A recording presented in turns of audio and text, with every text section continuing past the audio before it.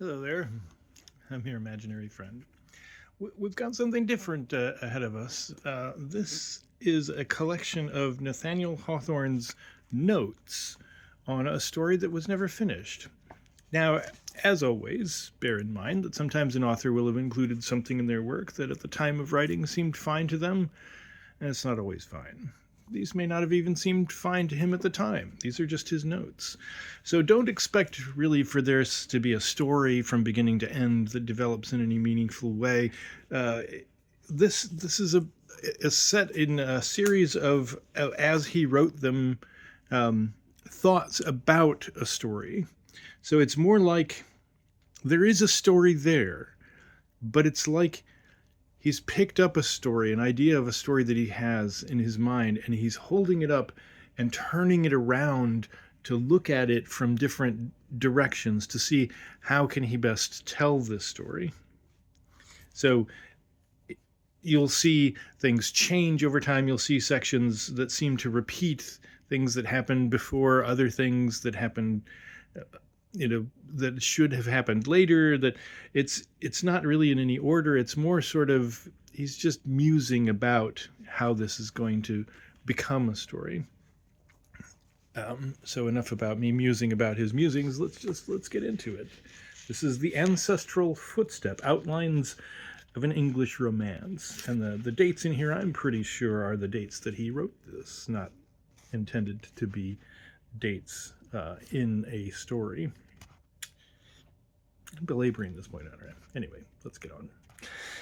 April 1st, 1858, Thursday. He'd now been traveling long in those rich portions of England where he would most have wished to find the object of his pursuit. And many had been the scenes which he would willingly have identified with that mentioned in the ancient time-yellowed record which he bore about with him. It is to be observed that, undertaken at first half as the amusement, the unreal object of a grown man's play-day, it had become more and more real to him, with every step of the way that he followed it up. Along those green English lanes it seemed as if everything would bring him close to the mansion that he sought. Every morning he went on with renewed hopes, nor did the evening, though it brought with it no success, bring with it the gloom and heaviness of a real disappointment. In all his life, including in its earliest and happiest days, he'd never known such a spring and zest as now filled his veins and gave lightsomeness to his limbs. This spirit gave to the beautiful country which he trod a still richer beauty than it had ever borne, and he sought his ancient home as if he had found his way into paradise and were there endeavoring to trace out the site of Eve's bridal bower, the birthplace of the human race, and its glorious possibilities of happiness and high performance. In these sweet and delightful moods of mind, varying from one dream to another, he loved indeed the solitude of his way, but likewise he loved the facility which his pursuit afforded him of coming in contact with many varieties of men, and he took advantage of this facility to an extent which it was not usually his impulse to do. But now he came forth from all reserves, and offered himself to whomever the chances of the way offered to him, with a ready sensibility that made its way through every barrier that even English exclusiveness, in whatever rank of life, could set up. The plastic character of Middleton was perhaps a variety of American nature only presenting itself under an individual form. He could throw off the man of our day and put on a ruder nature, but then it was with a certain fineness that made this only a distinction between it and the central truth. He found less variety of form in the English character than he'd been accustomed to see at home, but perhaps this was in consequence of the external nature of his acquaintance with it, for the view of one well accustomed to a people, and of a stranger to them, differs in this, that the latter sees the homogeneity,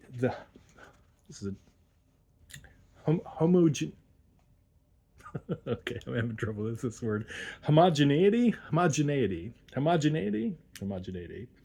The one universal character, the groundwork of the whole, while the former sees 1,000 little differences which distinguish the individual men apart to such a degree that they seem hardly to have any resemblance among themselves.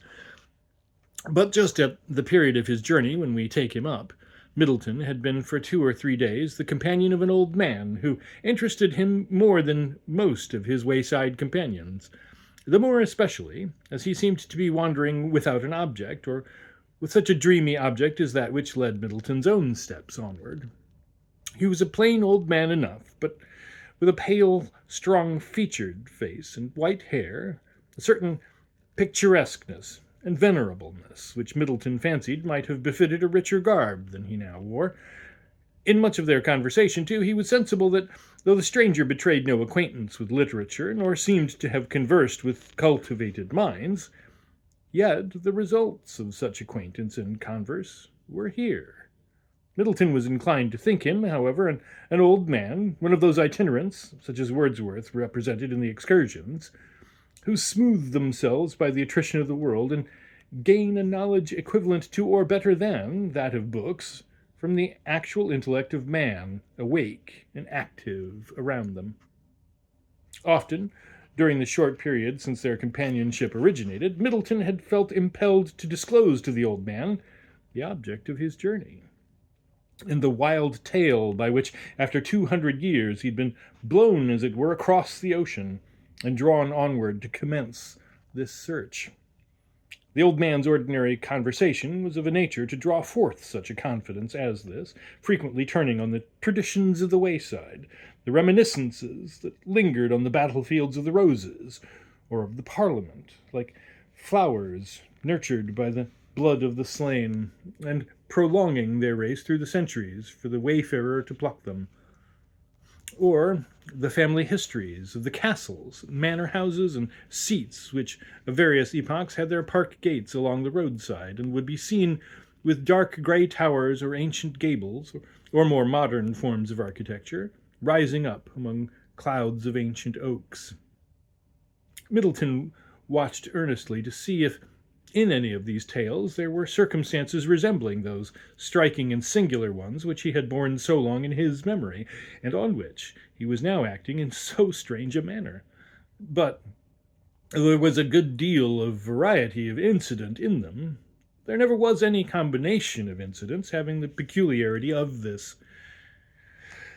"I suppose," said he to the old man, "the settlers in my country may have carried away with them traditions long since forgotten in this country, but which might have an interest and connection, and might even piece out the broken relics of family history, which have remained perhaps a mystery for hundreds of years.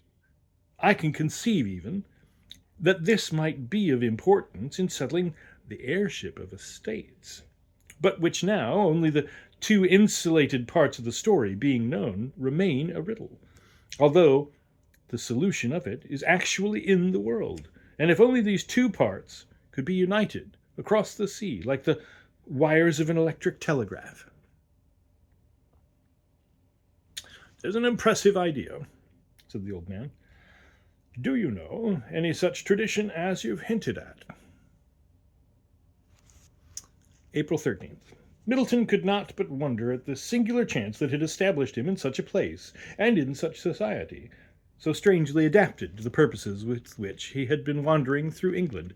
He'd come hither, hoping, as it were, to find the past still alive and in action.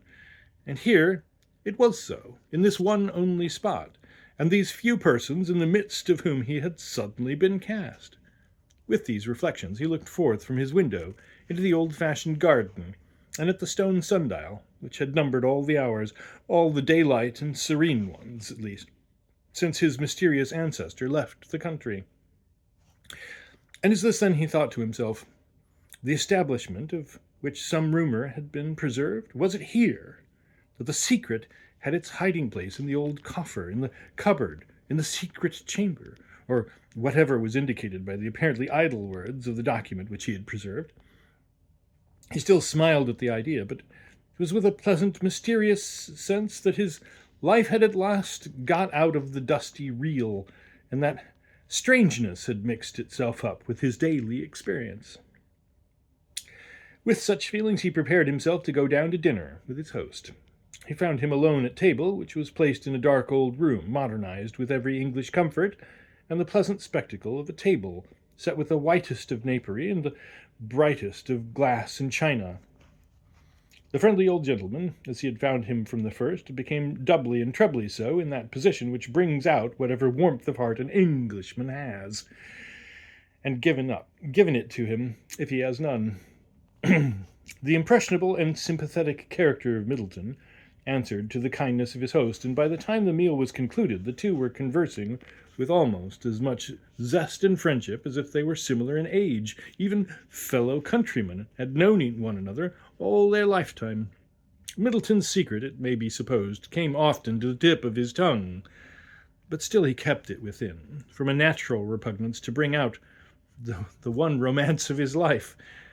The talk, however, necessarily ran much upon topics among which this one would have come in without any extra attempt to introduce it.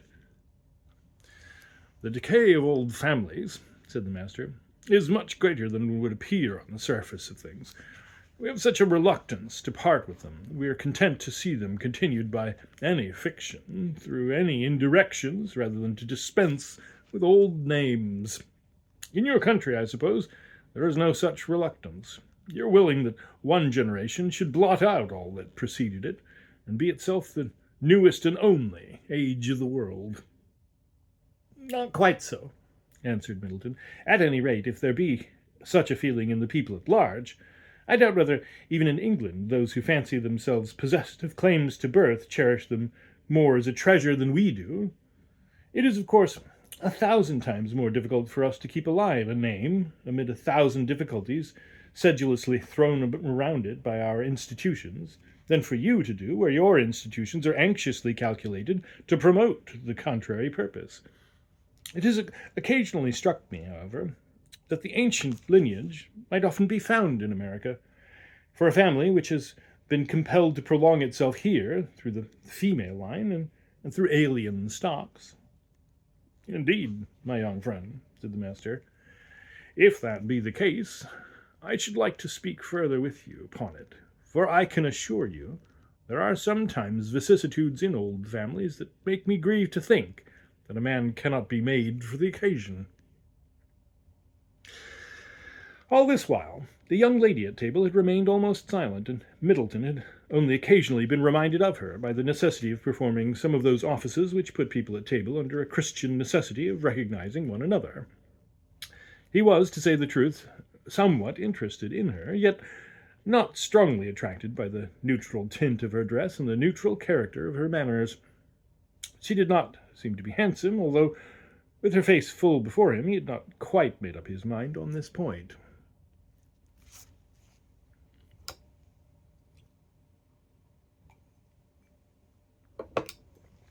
April 14th.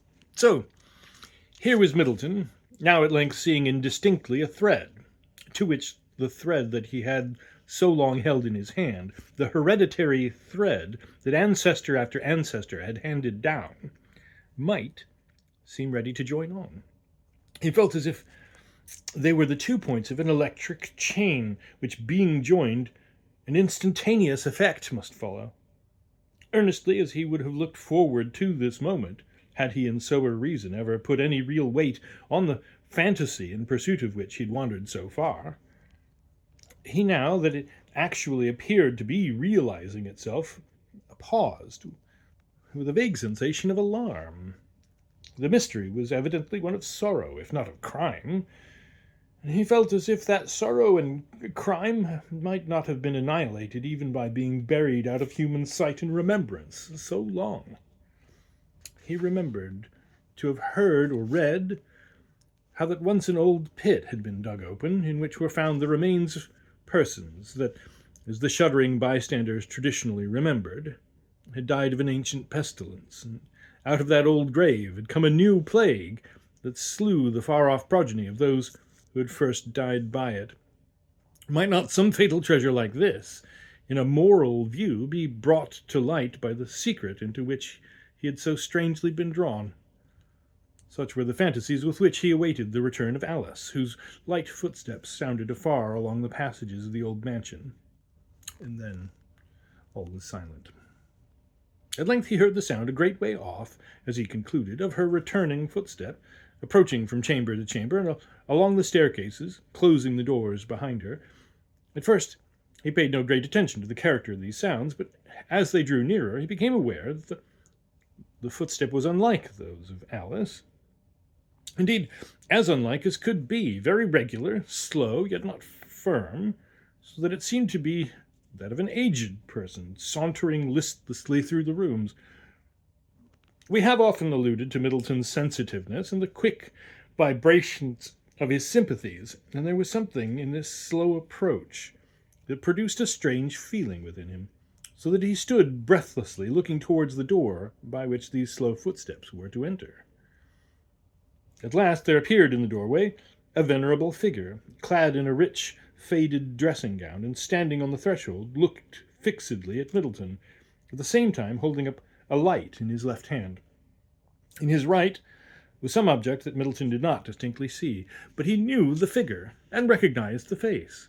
It was the old man, his long-since companion on the journey hitherward. "So," said the old man, smiling gravely, "you have thought fit, at last, to accept the hospitality which I offered you so long ago. Might have been better for both of us, for all parties, if you had accepted it then." "Do you hear?" exclaimed Middleton. "And what can be your connection with all the error and trouble and involuntary wrong through which I have wandered since our last meeting? And is it possible that you even then held the clue which I was seeking?" No, replied Rothermel. "I was not conscious, at least, of so doing, and yet we two sat down there by the wayside, or on that English stile which attracted your attention so much. Had we sat down there and thrown forth each his own dream, each his own knowledge, it would have saved much that we must now forever regret. Are you even now ready to confide wholly in me?" "Alas," said Middleton, with a darkening brow, "there are many reasons at this moment, which did not exist then, to incline me to hold my peace." "And why has not Alice returned? And what is your connection with her?" "Let her answer for herself," said Rothermel, and he called her, shouting through the silent house as if she were at the furthest chamber, and he were in instant need. "Alice! Alice! Alice!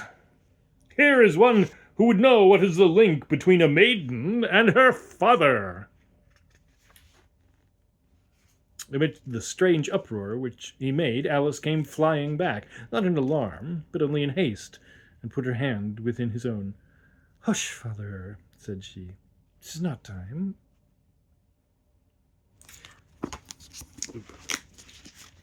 I closed my book. Oh no.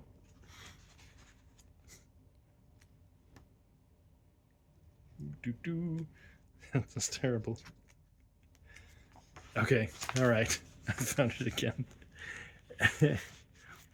Okay, I'm gonna have it's a good time to. Okay. So this is actually what he writes. Here is an abstract of the plot of this story. The Middleton, who emigrated to America more than 200 years ago, had been a dark and moody man, and came with a beautiful though not young woman for his wife, and left a family behind him. In this family, a certain heirloom had been preserved, and with it a tradition that grew wilder and stranger with the passing generations.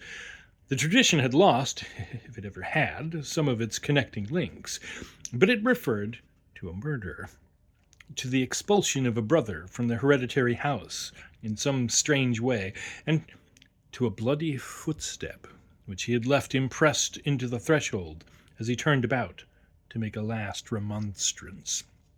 It was rumored, however, or vaguely understood, that the expelled brother was not altogether an innocent man, but that there had been wrong done, as well as crime committed, insomuch that his reasons were strong that led him subsequently to imbibe the most gloomy religious views and to bury himself in the western wilderness.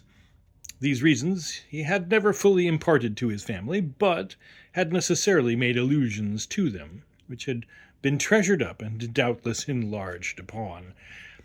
At last, one descendant of the family determines to go to England with the purpose of searching out whatever ground there may be for these traditions, carrying with him certain ancient documents and other relics, and goes about the country, half in earnest and half in sport of fancy, in quest of the old family mansion.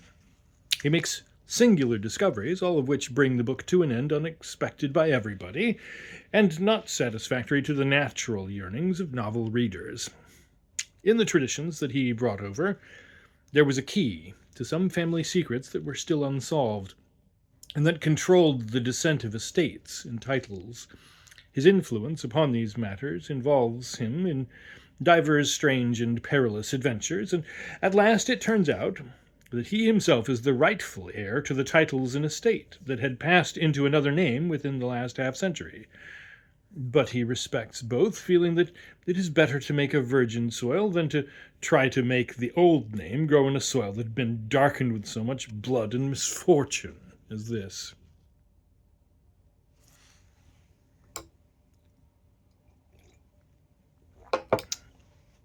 April 27th, Tuesday.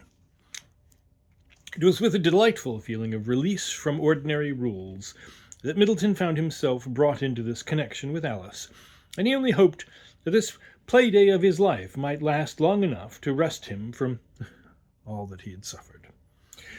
In the enjoyment of his position, he almost forgot the pursuit that occupied him, nor might he have remembered for a long space if, one evening, Alice herself had not alluded to it. "You're wasting precious days," she suddenly said. "Why do not you renew your quest?" "To what do you allude?" said Middleton in surprise. "What object do you suppose me to have?" Alice smiled, nay, laughed outright. "You suppose yourself to be a perfect mystery, no doubt," she replied. "But do not I know you? Have not I known you long? As the holder of the talisman, the owner of the mysterious cabinet that contains the blood-stained secret. Nay, Alice, this is certainly a strange coincidence that you should know even thus much of a foolish secret that makes me employ this little holiday time, which I've stolen out of a weary life, in a wild goose chase. But believe me, you allude to matters that are more a mystery to me than my affairs appear to be to you. Will you explain what you suggest by this badinage?" Alice shook her head. "You have no claim to know what I know. Even if it would be any addition to your own knowledge, I shall not and must not enlighten you.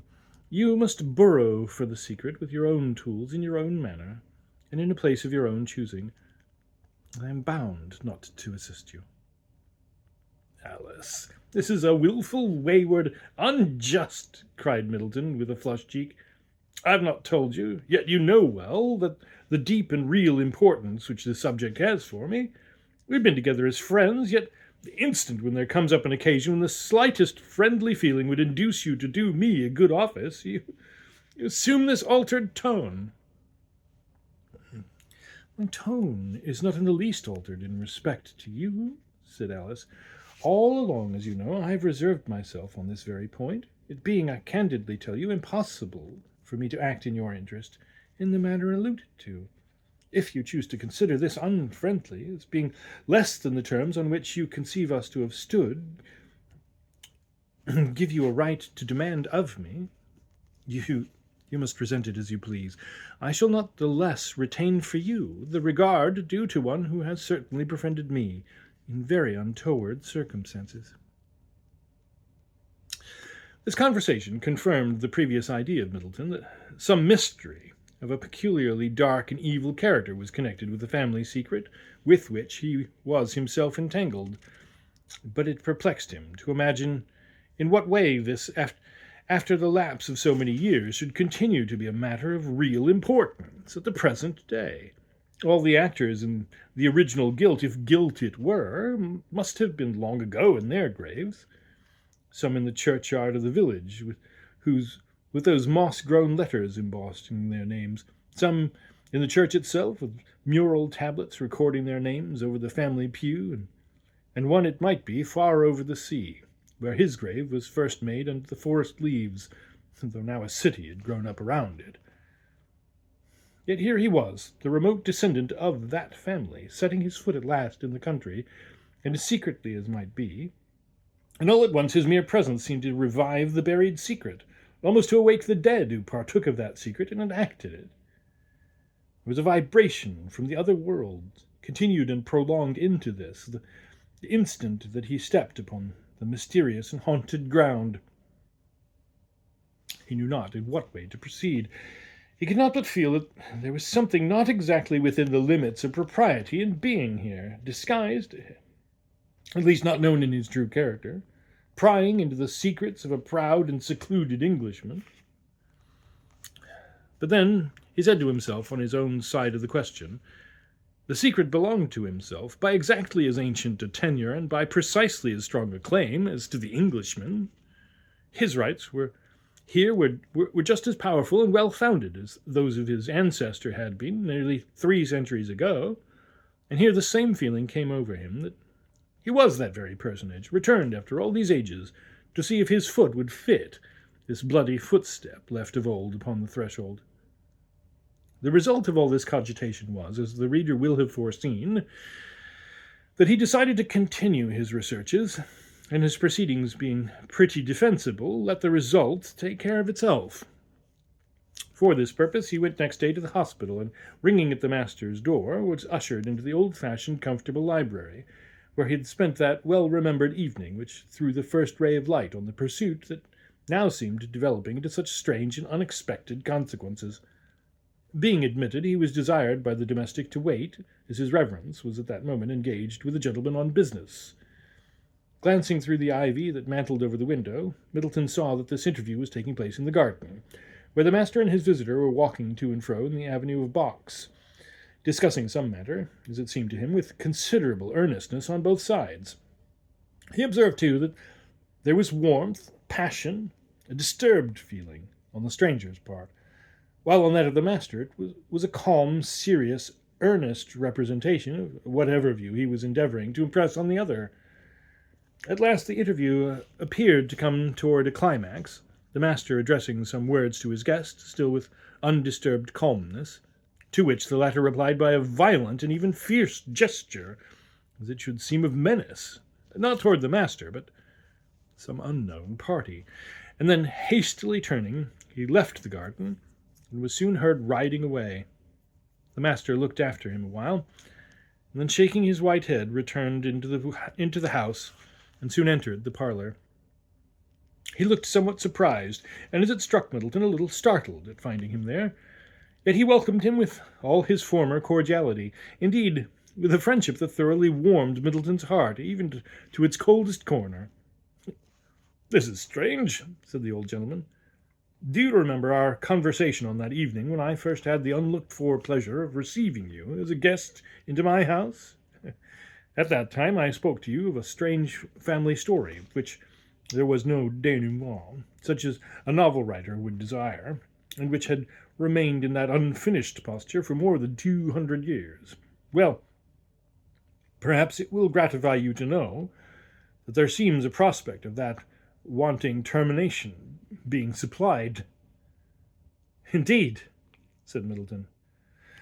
"Yes," replied the master. "A gentleman has just parted with me who was indeed the representative of the family concerned in the story. He is the descendant of a younger son of that family, to whom the estate devolved about a century ago, although at that time there was search for the heirs of the elder son who had disappeared after the bloody incident which I related to you. Now, singular as it may appear, at this late date, the person claiming to be the descendant and heir of that eldest son has appeared, and if I may credit my friend's account, is disposed not only to claim the estate, but the dormant title which Eldridge himself has been so long preparing to claim for himself. Singularly enough, too, the heir is an American." May 2nd, Sunday. "I believe," said Middleton, "that many English secrets might find their solution in America if the two threads of a story could be brought together, disjoined as they've been by time and the ocean. But are you at liberty to tell me the nature of the incidents to which you allude? I do not see any reason to the contrary, answered the master, for the story has already come in an imperfect way before the public, and the full and authentic particulars are likely soon to follow. It seems that the younger brother was ejected from the house on account of a love affair, the elder having married a young woman with whom the younger was in love, and, it is said, the wife disappeared on the bridal night and was never heard of more. The elder brother remained single during the rest of his life, and dying childless, and there being still no news of the second brother, the inheritance and representation of the family devolved upon the third brother and his posterity. This branch of the family has ever since remained in possession, and latterly the representation has become of more importance on account of a claim to an old title, by which the failure of another branch of this ancient family has devolved upon the branch here settled. Now, just at this juncture, comes another heir from America, pretending that he is the descendant of a marriage between the second son, supposed to have been murdered on the threshold of the manor house, and the missing bride. Is it not a singular story? It would seem to require very strong evidence to prove it, said Middleton, and methinks a republican should care little for the title, however he might value the estate.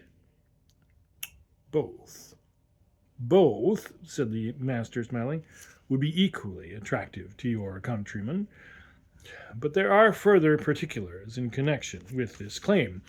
You must know they are a family of singular characteristics, humorists, sometimes developing their queer traits into something like insanity, though oftener, I must say, spending stupid, hereditary lives here on their estates, rusting out and dying without leaving any biography whatsoever about them. And yet there has always been one very queer thing about this generally very commonplace family. It is that each father, on his deathbed, has had an interview with his son, at which he has imparted some secret that has evidently had an influence on the character and afterlife of the son, making him ever after a discontented man, aspiring for something he has never been able to find. Now the American, I am told, pretends that he has the clue, which has always been needed to make the secret available, the key whereby the lock may be opened, the something that the lost son of the family carried away with him, and by which, through these centuries, he has impeded the progress of the race. And wild as the story seems, he does certainly seem to bring something that looks very like the proof of what he says. And what are those proofs? Inquired Middleton, wonder-stricken at the strange reduplication of his own position and pursuits. In the first place, said the master, the English marriage certificate by the clergyman of that day in London, after publication of the banns, with a reference to the register of the parish church where the marriage is recorded. Then, a certified genealogy of the family in New England, where such matters can be ascertained from town and church records, with at least as much certainty, it would appear, as in this country. He has, likewise, a manuscript in his ancestor's autograph, containing a brief account of the events which banished him from his own country, the circumstances which favored the idea that he'd been slain, and which he himself was willing should be received as a belief. The fortune that led him to America, where he wished to found a new race, wholly disconnected with the past. And this manuscript he sealed up with directions that it should not be opened till 200 years after his death, by which time, as it was probable to conjecture, it would matter little to any mortal whether the story was told or not. A whole generation has passed since the time when the paper was at last unsealed and read. So long it had no operation, yet now, at last, here comes the American, to disturb the succession of an ancient family. There's something very strange in all this, said Middleton. And indeed, there was something stranger in his view of the matter than he had yet communicated to the master, for, taking into consideration the relation in which he found himself with the present recognized representative of the family, the thought struck him that his coming hither had dug up, as it were, a buried secret that immediately assumed life and activity the moment that it was above ground again. For 7 generations, the family had vegetated in the quietude of English country gentility, doing nothing to make itself known, passing from the cradle to the tomb amid the same old woods that had waved over it before his ancestor had impressed the bloody footstep. And yet, the instant he came back, an influence seemed to be at work that was likely to renew the old history of the family. He questioned with himself whether it were not better to leave all as it was, to withdraw himself into the secrecy from which he had but half emerged, and leave the family to keep on, to the end of time perhaps, in its rusty innocence, rather than to interfere with his wild American character, to disturb it. The smell of that dark crime, that brotherly hatred and attempted murder, seemed to breathe out of the ground as he dug it up. Was it not better that it should remain forever buried? For what to him was this old English title? What this estate, so far from his own native land, located amidst feelings and manners which would never be his own? It was late, to be sure, yet not too late for him to turn back. The vibration, the fear which his footsteps had caused would subside into peace.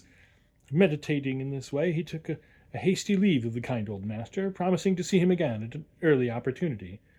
By chance, or however it was, his footsteps turned to the woods of Chase, and there he wandered through its glades, deep in thought, yet always with a strange sense that he was treading on the soil where his ancestors had trodden, and where he himself had best right of all men to be. It was just in this state of feeling that he found his course arrested by a hand upon his shoulder. "What business have you here?" was the question sounded in his ear, and starting he found himself in the grasp, as his blood tingled to know, of a gentleman in a shooting dress, who looked at him with a wrathful brow. "Are you a poacher, or what?" Be the case what it might, Middleton's blood boiled at the grasp of that hand, as it never before had done in the course of his impulsive life. He shook himself free, and stood fiercely before his antagonist, confronting him with his uplifted stick, while the other, likewise, appeared to be shaken by a strange wrath. "Fellow," muttered he, "Yankee blackguard, impostor, take yourself off these grounds, quick, or it will be the worse for you." Middleton restrained himself. "Mr. Eldridge," said he, "for I believe I speak to the man who calls himself owner of this land on which we stand, Mr. Eldridge, you are acting under a strange misapprehension of my character. I have come hither with no sinister purpose, and am entitled at the hands of a gentleman to the consideration of an honourable antagonist, even if you deem me one at all, and perhaps if you think upon the blue chamber and the ebony cabinet and the secret connected with it." "Villain, no more," said the Eldridge, and utterly mad with rage, he presented his gun at Middleton. But even at the moment of doing so, he partly restrained himself so far as, instead of shooting him, to raise the butt of his gun and strike a blow at him. It came down heavily on Middleton's shoulder, though aimed at his head, and the blow was terribly avenged, even by itself, for the jar caused the hammer to come down. The gun went off, sending the bullet downwards through the heart of the unfortunate man, who fell dead upon the ground. This is noted as possibly a slip of the pen, where he says Eldridge stood stupefied, when he must have meant Middleton, looking at the catastrophe which had so suddenly occurred.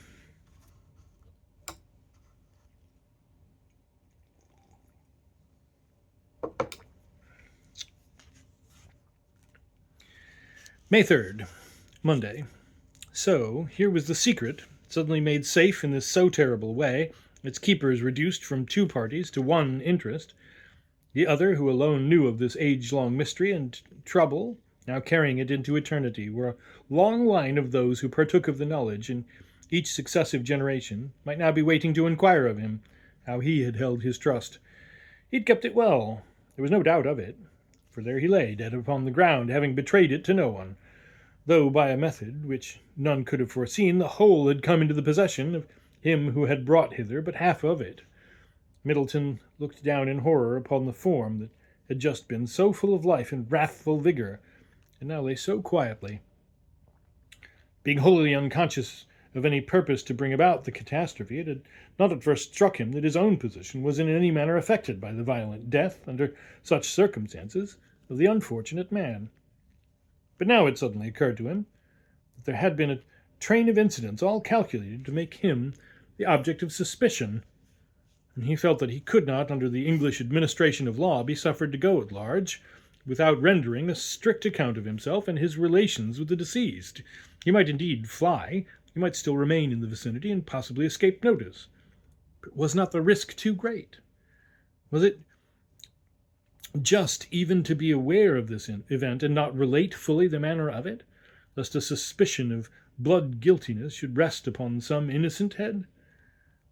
But while he was thus cogitating, he heard footsteps approaching along the wood path, and half impulsively, half on purpose, he stepped aside into the shrubbery, but still where he could see the dead body and what passed near it.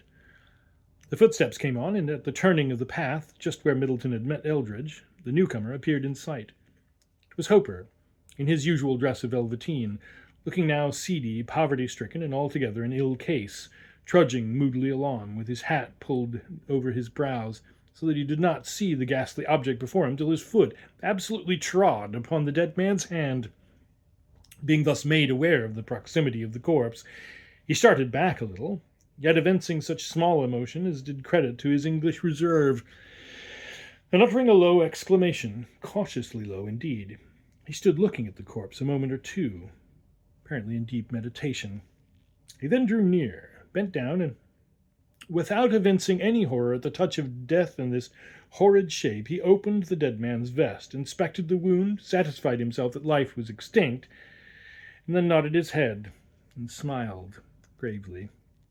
He next proceeded to examine seriatim the dead man's pockets, turning each of them inside out, and taking the contents where they appeared adapted to his needs.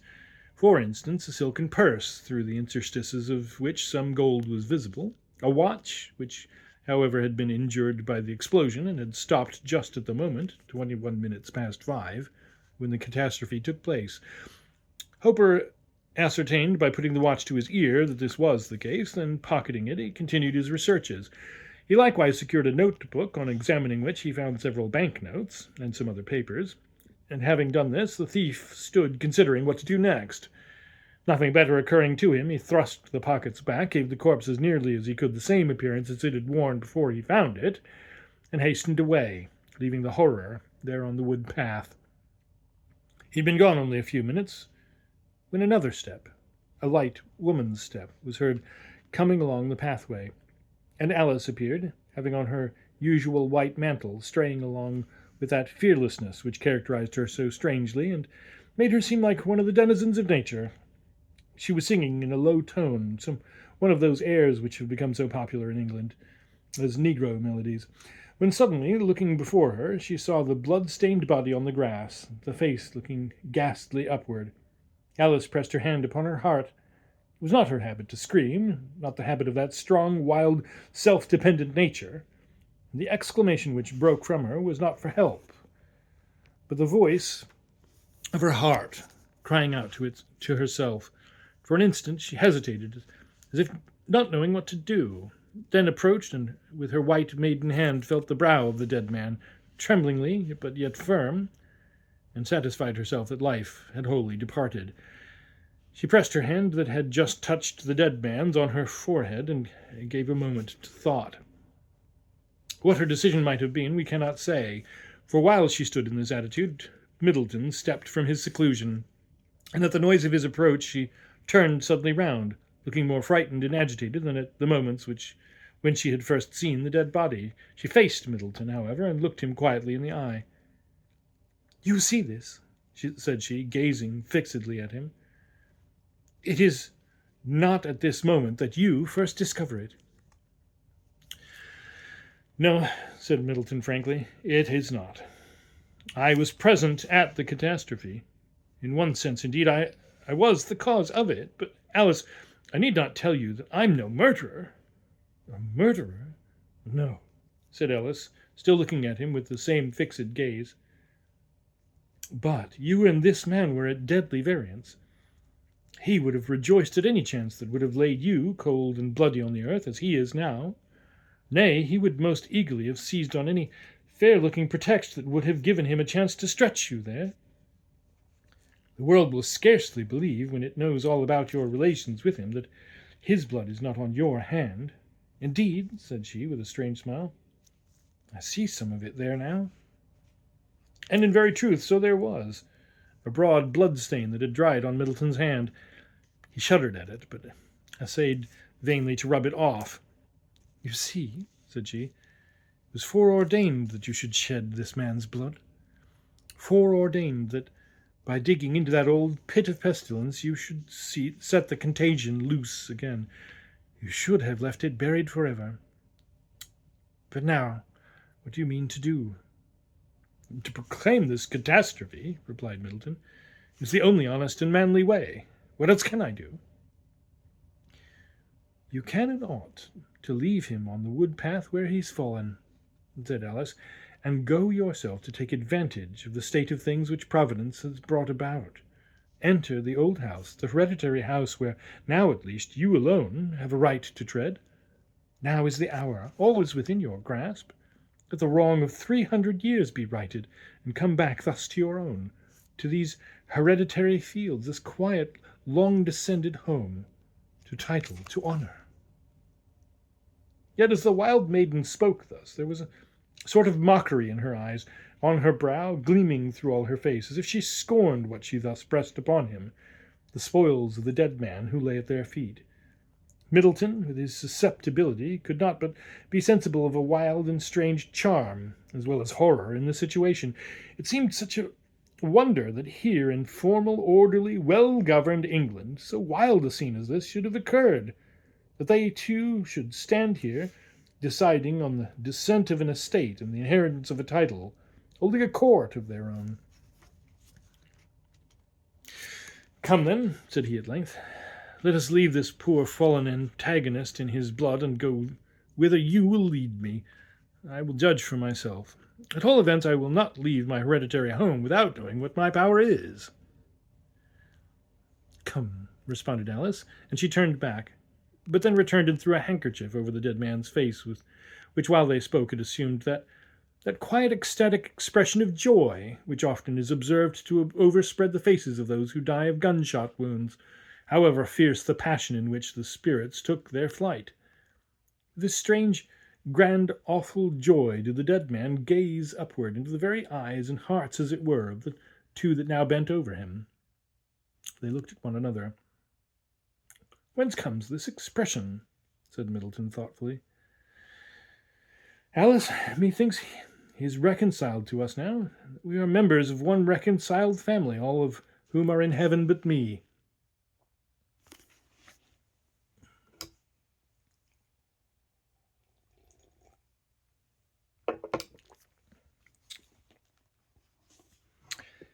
Tuesday, May 4th.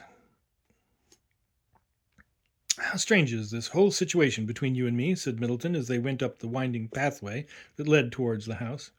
Shall I ever understand it? Do you mean ever to explain it to me? That I should find you here with that old man, so mysterious, apparently so poor yet so powerful? What is his relation to you? A close one, replied Alice sadly. He was my father. Your father? Repeated Middleton, starting back. It does but heighten the wonder. Your father! And yet by all the tokens that birth and breeding and habits of thought and native character can show, you are my countrywoman. That wild free spirit was never born in the breast of an Englishwoman.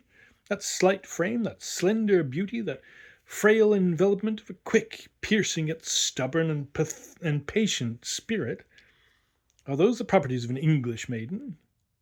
Perhaps not, replied Alice quietly. I am your countrywoman. My father was an American, and one of whom you have heard, and to no good, alas, for many a year. And who then was he? Asked Middleton. I know not whether you will hate me for telling you, replied Alice, looking him sadly, though firmly, in the face. There was a man, long years since in your childhood, whose plotting brain proved the ruin of himself and many another, a man whose great designs made him a sort of potentate, whose schemes became of national importance and produced results even upon the history of the country in which he acted. That man was my father, a man who sought to do great things, and, like many who have had similar aims, disregarded many small rights, strode over them on his way to effect a gigantic purpose. Among other men, your father was trampled under foot, ruined, done to death even by the effects of this ambition." "How is it possible?" exclaimed Middleton. "Was it Wentworth?" "Even so," said Alice, still with the same sad calmness, and not withdrawing her steady eyes from his face. "After his ruin, after the catastrophe that overwhelmed him and hundreds more, he took to flight, guilty perhaps, but guilty as a fallen conqueror is, guilty to such an extent that he ceased to be a cheat, as a conqueror ceases to be a murderer. He came to England. My father had an original nobility of nature, and his life had not been such as to debase it, but rather such as to cherish and heighten that self-esteem which at least keeps the possessor of it from many meaner vices. He took nothing with him, nothing beyond the bare means of flight, with the world before him, although thousands of gold would not have been missed out of the scattered fragments of ruin that lay around him.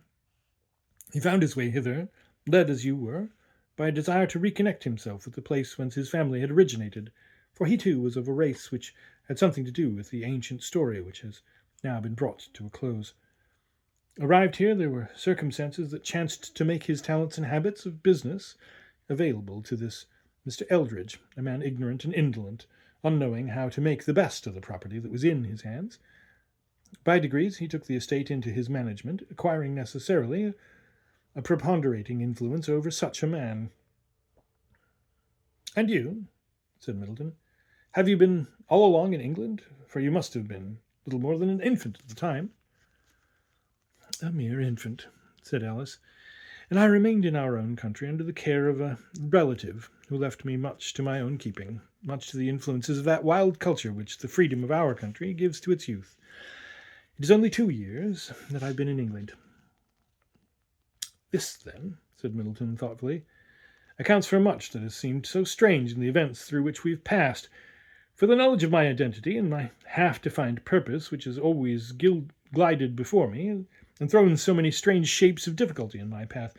But whence came that malevolence which your father's conduct has so unmistakably shown? I'd done him no injury, though I had suffered much." "I've often thought," replied Alice, "that my father, though retaining a preternatural strength and acuteness of intellect, was really not altogether sane. And besides, he'd made it his business to keep this estate and all the complicated advantages of the representation of this old family secure to the person who was deemed to have inherited them. A succession of ages and generations might be supposed to have blotted out your claims from existence, for it is not just that there should be no term of time which can make security for lack of fact and a few formalities. At all events, he satisfied himself that his duty was to act as he had done." "Be it so. I do not seek to throw blame on him," said Middleton. "Besides, Alice, he was your father." "Yes," said she, smiling sadly. "Let him have what protection that thought may give him, even though I lose what he may gain. And now, here we are at the house. At last, come in. It is your own. There is none that can longer forbid you." They entered the door of the old mansion, now a farmhouse, and there, with its old hall, its old chambers, all before them, they ascended the staircase and stood on the landing place above, while Middleton had again that feeling that had so often made him dizzy, that sense of being in one dream and recognizing the scenery and events of a former dream. So overpowering was this feeling that he laid his hand on the slender arm of Alice to steady himself, and she comprehended the emotion that agitated him and looked into his eyes with a tender sympathy which she had never before permitted to be visible, perhaps never before felt. He steadied himself and followed her till they had entered an ancient chamber, but one that was finished with all the comfortable luxury customary to be seen in English homes. "Whither have you led me now?" inquired Middleton. "Look round," said Alice. "Is there nothing here that you ought to recognize? Nothing that you kept the memory of long ago?" He looked round the room again and again, and at last In a somewhat shadowy corner, he espied an old cabinet made of ebony and inlaid with pearl, one of those tall, stately, and elaborate pieces of furniture that are rather articles of architecture than upholstery, and on which a higher skill, feeling, and genius than now is ever employed on such things was expended. Alice drew near the stately cabinet and threw wide the doors. And here's a picture.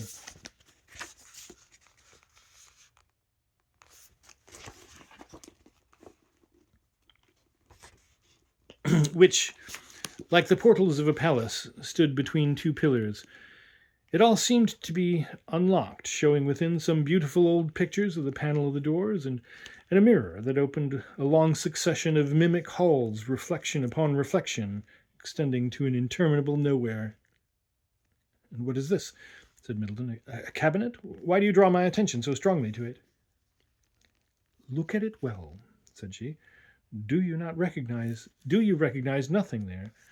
Have you forgotten your description? The stately palace, with its architecture, each pillar with its architecture, those pilasters, that frieze, you ought to know them all. Somewhat less than you imagined in size, perhaps. Fairy reality. Inches for yards, that's the only difference. And you have the key? And there, then, was that palace, to which tradition, so false at once and true, had given such magnitude and magnificence in the traditions of the Middleton family around their shifting fireside in America. Looming afar through the mists of time, the little fact had become a gigantic vision. Yes, here it was, in miniature, all that he had dreamed of, a palace of 4 feet high. "You have the key of this palace," said Alice. "It has waited, that is, its secret and precious chamber has, for you to open it these 300 years. Do you know how to find that secret chamber?" Middleton, still in that dreamy mood, threw open an inner door of the cabinet, and applying the old-fashioned key at his watch-chain to a hole in the mimic pavement within, pressed one of the mosaics, and immediately the whole floor of the apartment sank and revealed a receptacle within. Alice had come forward eagerly, and they both looked into the hiding-place, expecting what should be there. It was empty. They looked into each other's faces with blank astonishment. Everything had been so strangely true, and so strangely false, up to this moment, that they could not comprehend this failure at the last moment. It was the strangest, saddest jest. It brought Middleton up with such a sudden revulsion that he grew dizzy. The room swam round him, and the cabinet dazzled before his eyes. Been magnified to a palace, it had dwindled down to Lilliputian size, and yet up until now it had seemed to contain in its diminutiveness all the riches which he had attributed to its magnitude. This last moment had utterly subverted it. The whole great structure seemed to vanish. "See, here are the dust and ashes of it," observed Alice, taking something that was indeed only a pinch of dust out of the secret compartment. "There is nothing else."